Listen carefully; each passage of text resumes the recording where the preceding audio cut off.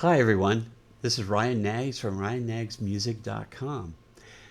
Today is a really interesting video that I put together. Originally I put this video together for myself so I can remember how to do certain things with my DAW. And it was sort of complex, and it's one of those things that 6 months later you go back and you say, what did I do to make this configuration work with my template? This is only a partial video for configuring a template.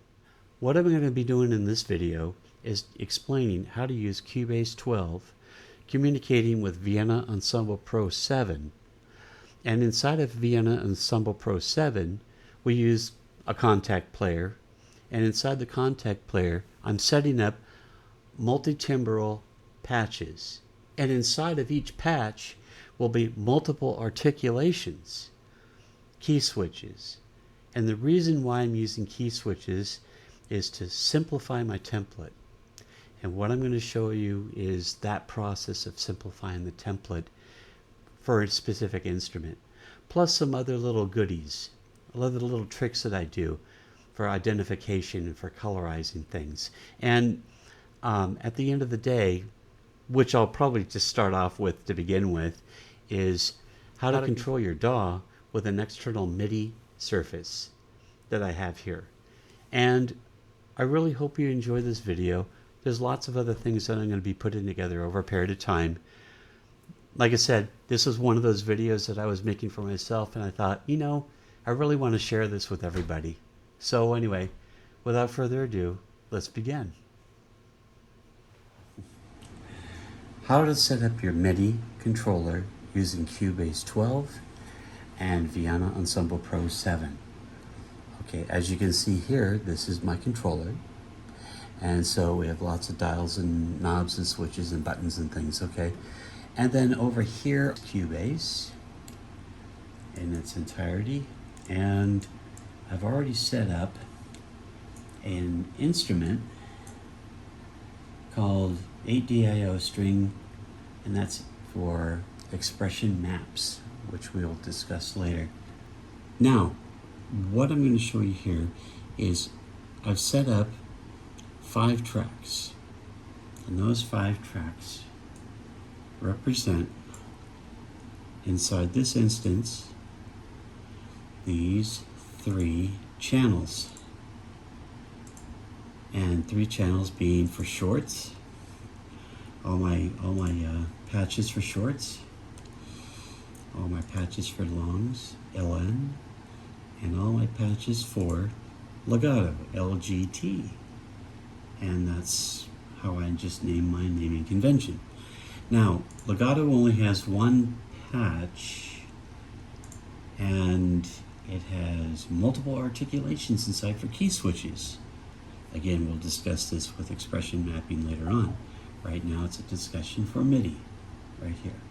Okay, so how does this work? All right. First, select the top one. When you put in your patch, make sure it says MIDI 1. The next patch will say MIDI 2. MIDI 1 and MIDI 2. All right, you go into MIDI 1. Make sure you select the appropriate track that's going to channel 1, MIDI 1. That's right here. Channel 1, and I select all, and then I put inside my patch MIDI 1. So this track is pointing directly to this patch right here. This track points to channel 1, MIDI 2. That is this one right here, MIDI 2, on channel 1 for shorts. Okay, so that's set. All right, now all you have to do is make sure it's selected. You come over here, and as you can see, I said, I'll just pick one. I'll just pick one, a brand new one. I want to make this wheel right here programmable to this right here. Select another slot for your MIDI controller, hit learn, then give it a wiggle, and watch what happens to the MIDI controller slot. It fills it in with CC40 because I programmed this for CC40. Okay. Next, you want to say, what do I want that to be programmed with? I'll just select this. Your right mouse click. It says Learn MIDI CC Automation. You click it. And now, when I move this wheel, watch what happens.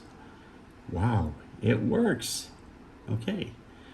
That's going from my MIDI controller to Cubase, and Cubase is selecting MIDI channel 1, MIDI port 1, and I am connected to the Vienna Ensemble Pro.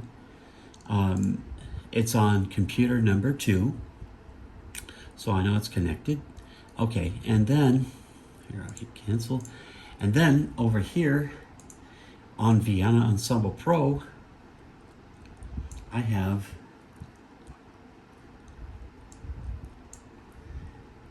programmed this slot by learning it because it was selected over here on Cubase, and I said learn here, and now it learned.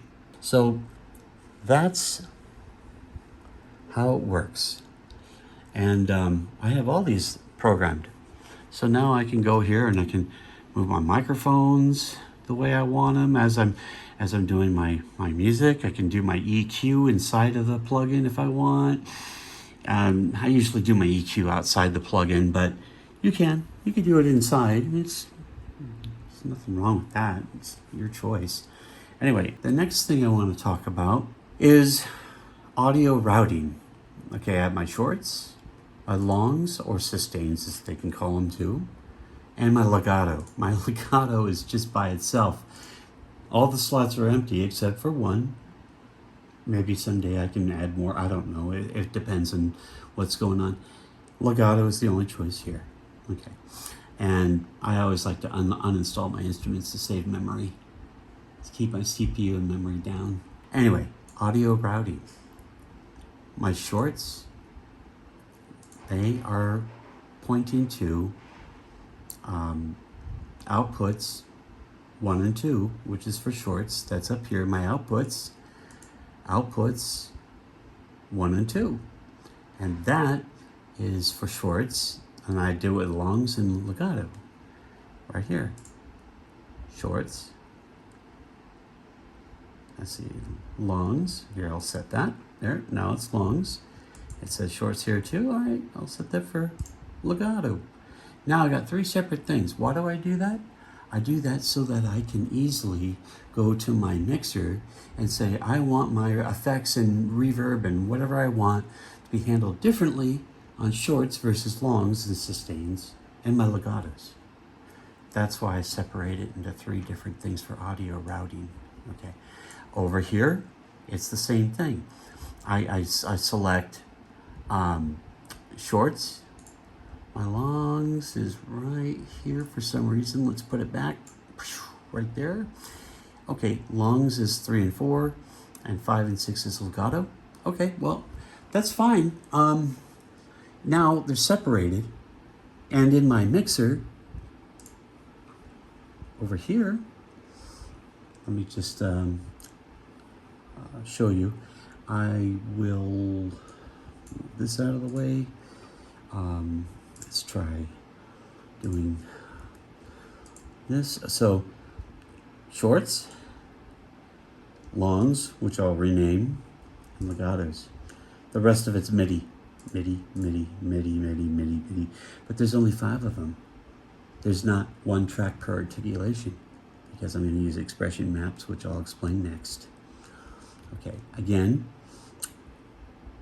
1 and 2, and I can go in here and I can say, oh, I want my EQ, I want some compression, and I want to put in a gate, and there's other tools I need to do, and I might even do a limiter just because I don't want it to peak out and cause distortion, crackling and clipping. That's the word, clipping. So, okay, all right, you do that. You can even add other effects here. We've got all kinds. We've got reverbs, and you know, that's what you want, right? So you select a nice reverb and you're off to the races for that channel for shorts. Or you can move it into another group and do reverb over there. But basically now I got three separate routes for audio here. That's what I do. And they're all controlled over here on this controller. Now, when I was talking about MIDI 1 and 2, if I select this MIDI right here, number 1, that is for this guy. All the automation is done for this guy. If I want to go to this one and control the automation for this one, I need to select MIDI 2. Otherwise, it won't work. You won't see things move. But I know it's programmed. If I want to have this volume control moved from this wheel, I just need to make sure I'm on MIDI channel 1 of MIDI port 1, which is this here and that there, and we should see this move. Let's find out. Move the wheel. There it goes. You move the other one for panning. There it goes. It's remembering things. You can save it when you load it back in. It'll still be there. This is a part of the automation of Cubase through the connection through Vienna Ensemble Pro server. Let me try MIDI number 2. So it's channel 1, port 2. That's channel 1. This one. We want to see that move. Okay, well, I've selected this second one right here. Let's see what happens. There it goes. That's pretty cool stuff.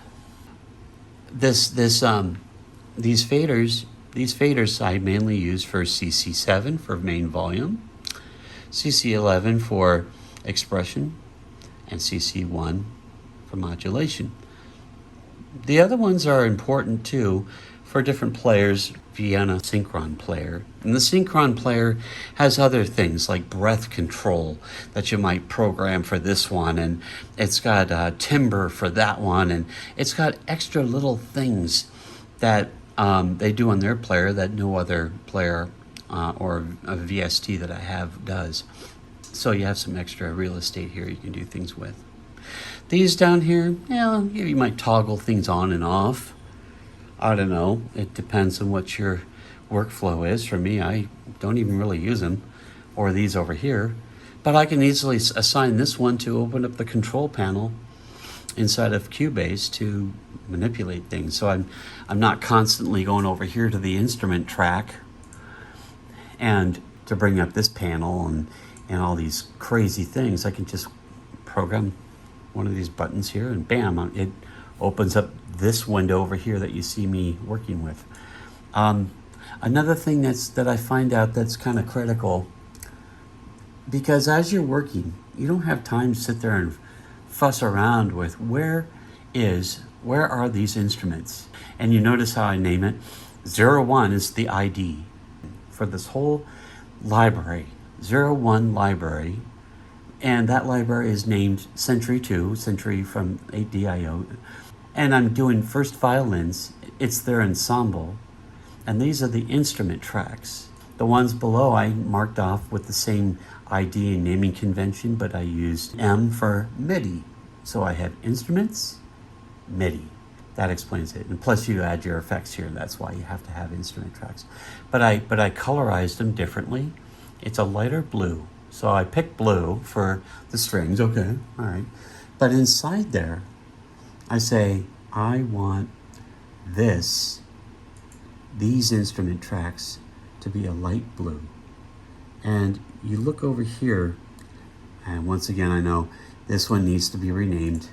It needs to be colorized too, to be the same as the 1 and 3. But if I quickly look over here in my tracks, my mixer, it specifies 01 for the ID. It specifies the output, and it specifies what it is: short, that's long, which I'll fix, and legato right here. And these are the tracks in order for you to do stuff with, to route things to other things, to routes to groups and to effects and whatever else Cubase can do, to VCAs and things like that. So these are the MIDI tracks. And then of course you can come up here and you could always say, I only want to show audio tracks. And then inside your mixer, there's not a lot of real estate here. It's kind of good to always kind of expand it so that you can see what else you can do with the mixer. So I always put it on a separate screen. For this video, I just pop it right here, make it as big as I can. And now we can do some real stuff. We can change our routes. We can do our inserts, our EQs. We can look at the channel strips and see what's going on. And okay, yeah, you get the point. It's all pre and post type of stuff that you work with. But what I wanted to point out is the coloring really helps. You say, oh, it's a string, it's blue, but oh, this is an instrument. You can tell right away. It's kind of difficult unless you look for these three symbols. Well, if you look, see, MIDI doesn't have it, as you can tell. Okay, when you're authoring things with these instruments, I always like to bring in all the instruments using the pre. Pre is nice for one reason. Sometimes the instruments are not loud enough and other ones are too loud or maybe just right or whatever, and you really want to get them all balanced in. And this particular thing, I told you I have a bunch of articulations within one patch. So what I'm going to do for the shorts is I like to set my pre as a rule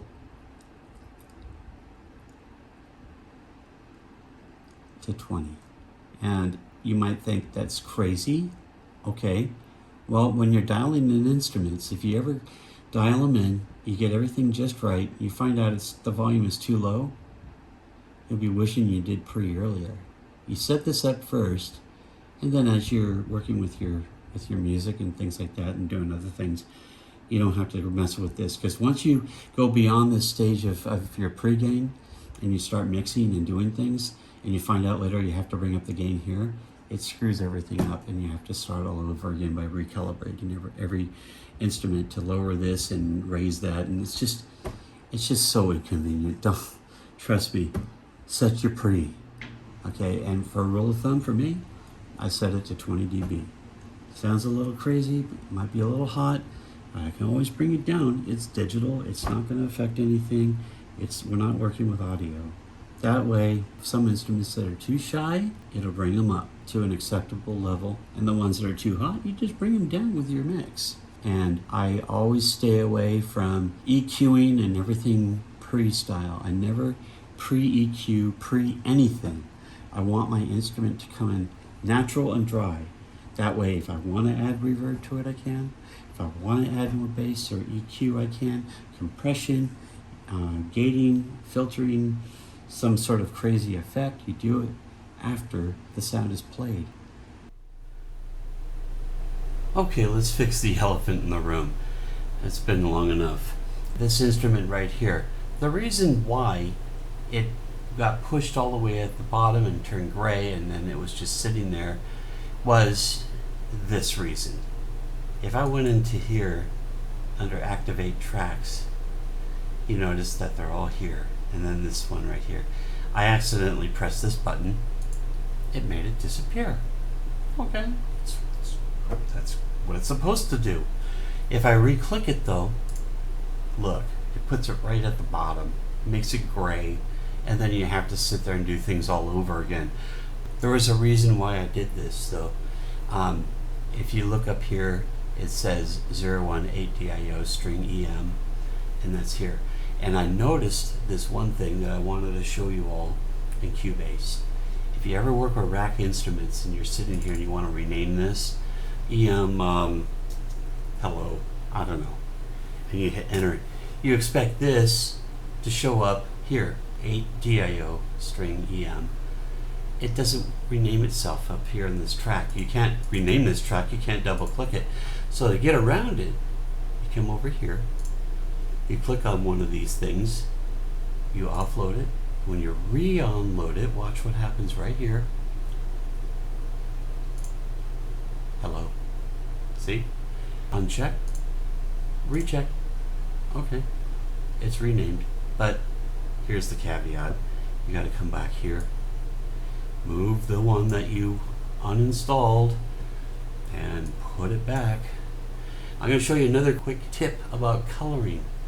You got track colors and you got event colors. I'm only going to show you this. So let me just rename this first, so we're all in great shape. Out 3 and 4. It's just the way I like my naming convention, and it's a long. Okay, there it is.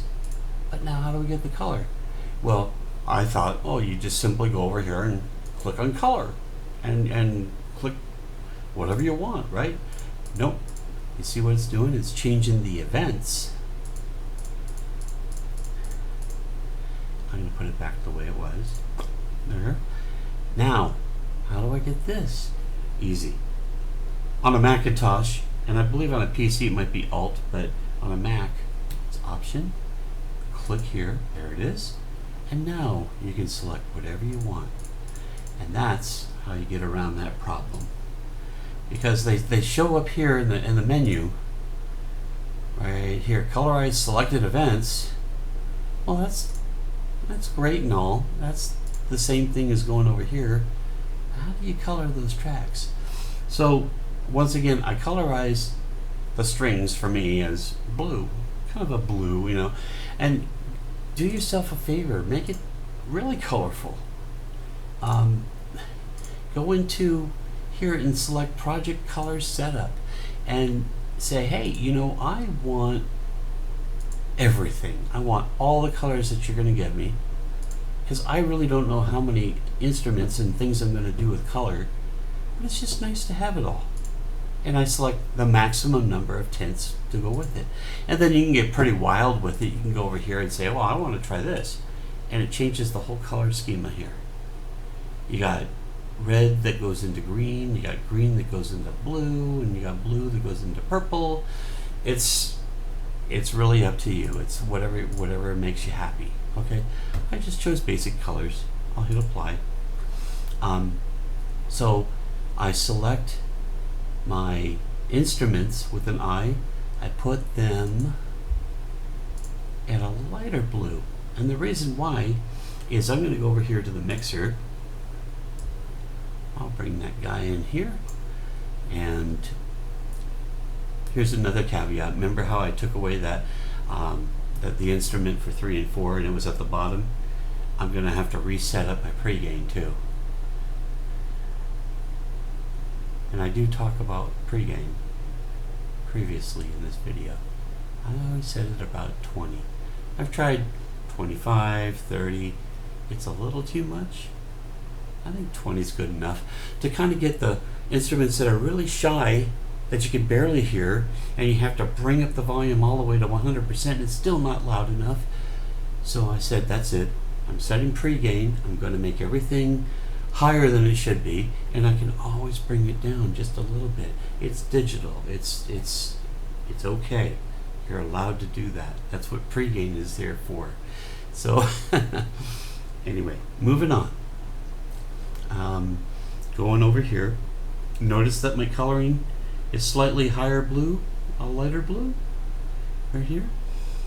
I still have my identification tag, 01, for my ID for my library.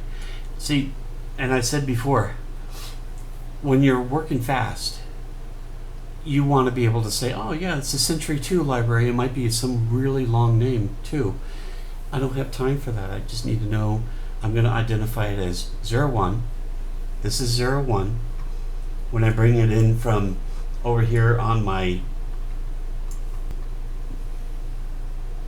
Vienna Ensemble Pro 7, once again, I say 01 Century 2.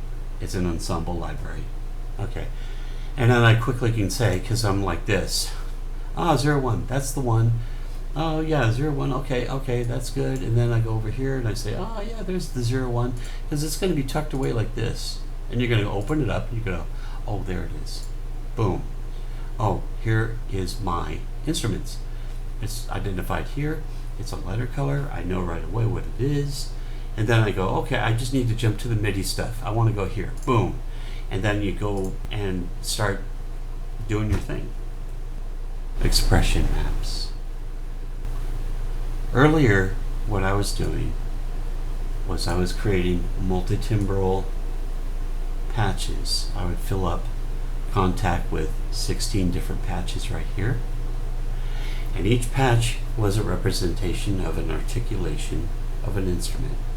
Let's talk about violins, okay, since we're on it right here. The violin would have an articulation of a legato or a staccato or marcato or something else that would make my music sound different as I'm progressing through my timeline. And the problem was that I was using one instrument articulation per track. So I had 16 of these here. I would have 16 tracks for articulation. And eventually my template got up to about almost 4,000 tracks. It's massive. And you know what? It's insane. And I started cutting back, thinking I'll just put in one instrument and I'll use this particular technique of switching over to a different instrument as I go right here. But you can only do that one at a time. It doesn't work. Well, all this time they had key switches, and key switches are okay. Here's an example. They're okay. You write out your timeline where you have your music playing, and the very lower register right here, I would have C-2 through A-1, which was here, but in this case, they mapped it out at C-1 through A-1 for 10 different instruments, and that's all you could put into this articulation, or this patch is 10 different articulations. And that's fine and all, but then I had these extra weird little notes in my MIDI tracks, and the problem was that what if you go in and edit something and you like say, here's your note on C2, your articulation was right here to make it sound like a staccato, and you went in there and just said, you know what, I don't want this anymore, and you accidentally delete both. Well, you deleted your note, of course, that you want, but you also deleted the articulation for that key switch. And then you put in another note to replace it with or something like that, and you're going, why isn't it playing staccato anymore? And it was just so nerve-wracking, and I was like, oh my god, I can't work that way. So I was writing one track per patch for each instrument and having all the articulations listed out on my track list up here. And like I said, after track number 4,000, you sit there and you look at everything and you're going, first of all, how am I ever going to find it? You got this great search engine at the top, but how am I going to find this stuff? It's too hard to find. Like this, this is your search, and you would search for what you want. It was insane. I had thousands and thousands of these tracks, and you might find a Marcato wave on track number 1600, and you might have another violin sound that's on track 800 tracks away, and you're going to sit there and manage that. You would have to sit there and scroll all over the place. Even if you had, here's another little trick, you split your screen. You can split your screen and have some stuff up here and some stuff down here, and that was cool, but it wasn't enough. I mean, it just didn't work. I ended up putting my own instruments inside Cubase and not using MIDI after all, because it was just so massive. And then I found out about expression maps. And in Logic Pro X, they call it articulation IDs. It's the same thing as Cubase using expression maps. So what does that really mean? And so what it is you're still doing key switches down here. Sorta. Let me see if I can explain it better. Instead of having your note here, okay, and then your key switch is down here somewhere that turns this into from legato to staccato. you don't do it this way anymore. You would use an expression map. So we'll have our note here, but let's get rid of that. Okay, and how that works is over here. It says dynamics. It's called articulations. And I'll show you how to set this up in a minute, but I want to show you the power of this. So up here, you notice it says expression map in my inspector. And if I give it a click, I started seeing, like I created these earlier. And I'll do the strings 1, because I'm on MIDI number channel 1, which we talked about before, MIDI number 1. I'll click this. Wow, look at that. Look at this. Whoa, what happened here? Here's all the different articulations that are programmed in from that map that I loaded in from the inspector. Okay, and those articulations live on my other computer, which I'll bring up in right here. Here are the articulations: spiccato feather, spiccato tapped, staccato, marcato, staccato, etc. There's 10 of them here. There's 10 of them here. Now, for this note, if I want, I could simply say, I want this note to be pizzicato, and then all I have to do is draw that here. It says pizzicato. This note will play pizzicato. If I have another note up here, and I want that pizzicato to be staccato, go right here and I draw it. Now these two notes will play different articulations because of the expression maps that I put here. Now this works because you can't just immediately just go in and destroy your stuff like this. It's set up down here in a nice little neat grid, along with your modulations and expressions and main volumes and whatever else maybe that you might be using here in this list for your particular effects or whatever you're doing. But now you're just concentrating on writing your music. It's clean, it's quick, it takes a little time to set up, but once you set it up, you're writing music. And you're writing it the way you want to write it, and then you just change the articulation. And this it's a no-brainer. Now, how do I create shorts, maps 1 and 2? I'm going to create a new one. Okay. So in this case, I'll say plus, start off here, move from left to right. Okay. So I'll call this, my new map. I don't know. We'll just call it that for now. There it is. You say to yourself, but I have 10 of these. Okay, that's fine. And it starts off at C1, goes to A1. All right, let's figure that part out. My new map, C1 to A1. When you do this, you got 10 of them, right? 1 through 2, 3, 4, 5, 6, 7, 8, 9, 10. Okay, you got to put the notes right here. Very good. Come over here, set the notes, starting at C1. Let's do that. And you have a choice of chromatic, just the white keys or just the black keys or both.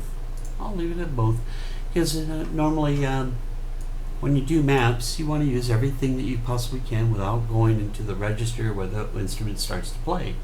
Here's the register where this instrument is playing. It's a violin.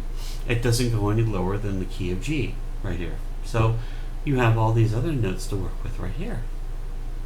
And C1 is around this area. Okay, so let's go and hit OK. A1. Isn't that convenient or what? Okay, and it puts some color into it, which is nice. Now the next part is a little bit more challenging, but it has to be done. Okay, and I don't know why it's not automatic, but anyway, we'll figure that part out. I'm going to start off with C1 and work my way to A1. I gotta put that there. Now I can see it better. First note. You have to type in C1.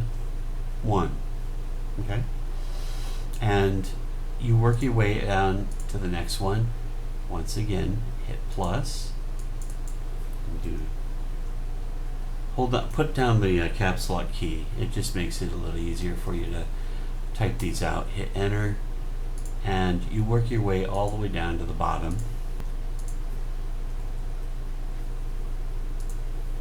There.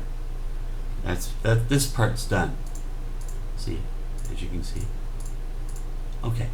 Now the last part that you need to do in order to create an expression map of all these different articulations that comes from this patch. Here they are. I pre-selected my articulations for this plugin, but I just thought I'd let you know where they're coming from. C1, C sharp 1, blah blah blah blah blah blah. Okay. Here's the part. You have to say Art 1, click here. I always do custom. You could do this. I mean, all these are is just symbols and what the text is. They assume that you might want to know what an up bow is, and you might be using an up bow in your selection. Most of these are for strings. You know, they have some common stuff like, you know, legato, staccato, staccatissimo, and things like that. And then, you know, you got your ordinance. You know, is it a trill? Is it this? You know, exciting stuff to make your music sound great, or dynamics. You know. Marcato and so forth and so on. So there's all these things that are you can pre-select, but in my situation, all I want to know is that this instrument right here is a spiccato feather. So I'm going to put in something that I call it just that. So I select text and I say, you know, spiccato. I'll show you a faster way. Before you start typing here, put it here. You know, spiccato.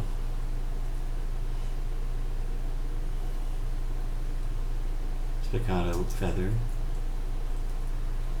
Or you could say spiccato feather.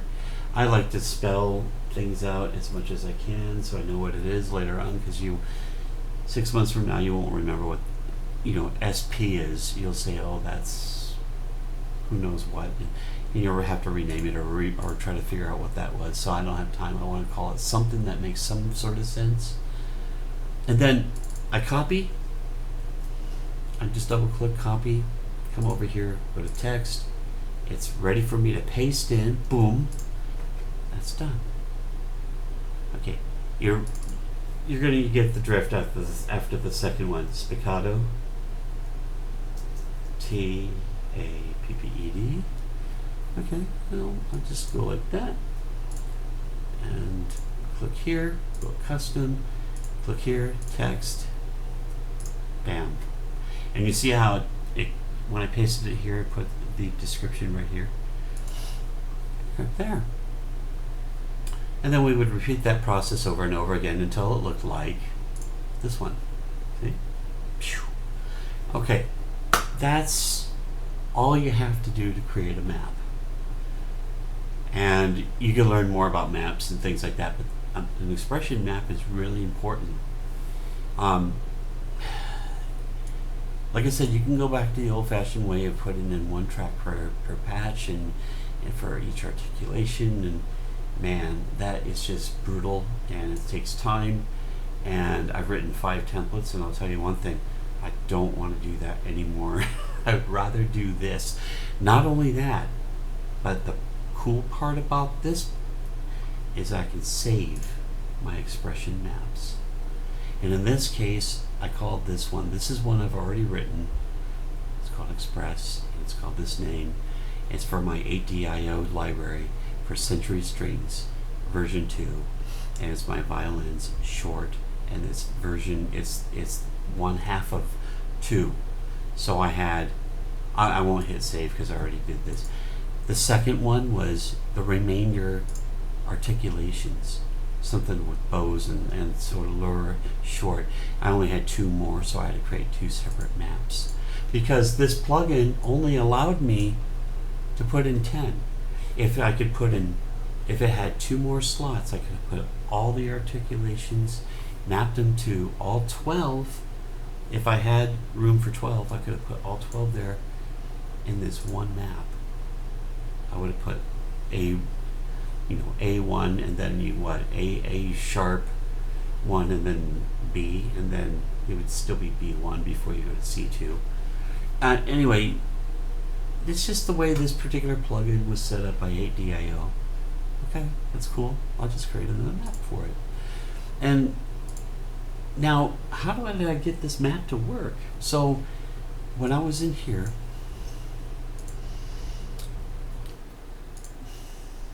I said it was set up as no map.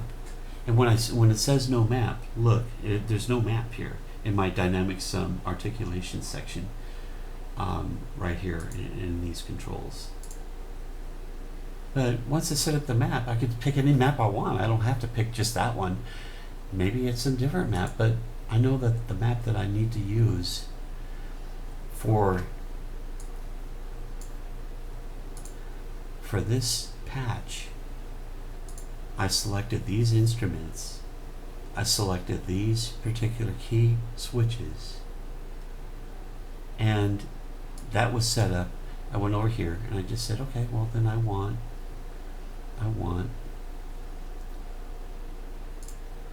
this to be this, and bam, there it is. Here's my pizzicato, here's my spiccato, ready to go. And when I play it, I know it'll play those notes that way in that articulation style. If I need to make an edit, hey, no sweat. I don't have to worry anymore about key switches. This is I'm going to make it bigger because you probably want to have your screen in this particular setting, because when you have too many of them, it's going to be lots and lots of thin lines and you won't be able to read what's going on when you're in this view right here. You have limited space for MIDI edits and stuff. Yeah, just take some time and create a full screen of it, and then you can kind of change this stuff around.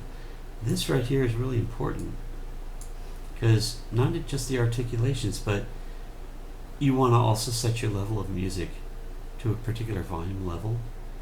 And I always mess about with expression, not articulation maps. Pardon me, expression maps. Expression is on channel 11. Whenever I work with a piece of music to get the volume calibrated, set kind of where I want it to be to start with, I always mess with the expression first. If there is no possible instrument out there that works with the expression, then I go back to my backup and I use CC7, which is my volume. And I've had situations where neither one of them work. And in that case, you have to output this to a different group, a group that you create in Cubase, and you set the volume on the group for that particular instrument. It's a workaround, but it happens.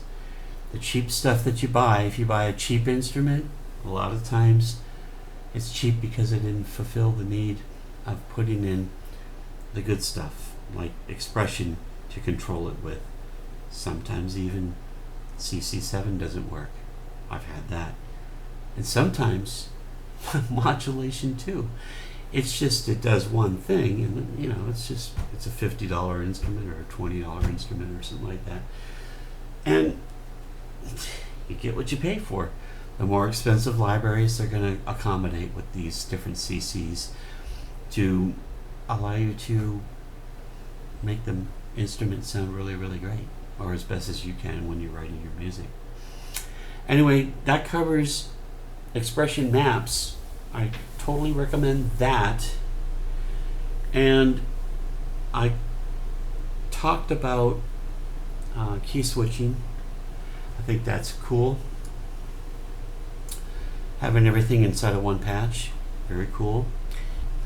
So there's MIDI controls, there's expression maps, and There's this basic workflow that I did with one particular instrument that I did with a rack. And you know, I didn't really cover this too much, but in my situation, I'm using Vienna Ensemble Pro. My string section is on another computer, and I do that because I want to keep the CPU low, as you can see up here. Memory is low, SSD is low, etc., etc. I couldn't really get it all to work on one machine. I tried, it failed. The machine was just completely limping along, so I decided to spread the load. It's called load balancing in computer terms, and I'm doing it for music too, and it works. So anyway, you don't have to. If you don't have a lot of instruments to begin with, just do it with one machine. When the machine starts to get all limping along and can't carry that heavy load, then you'll have to get another machine.